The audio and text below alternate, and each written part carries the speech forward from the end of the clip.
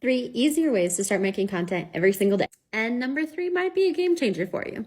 Number 1, schedule out your content ahead of time. When you have ideas and when you have time and when you have energy, create content and then schedule it out using something like Metricool or Meta so that your content goes out whether you're there to create it or not. 2, film content as you're going throughout your day.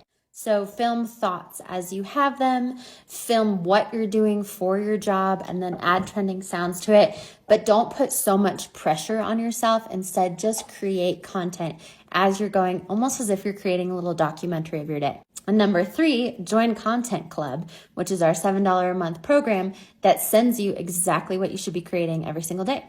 And honestly, you can probably do all of those prompts and post them everywhere in like less than 30 minutes a day. So find a system that works for you so that you are creating content every day and showing up every day and being consistent so that you can grow. Follow for more simple ways to grow on social media.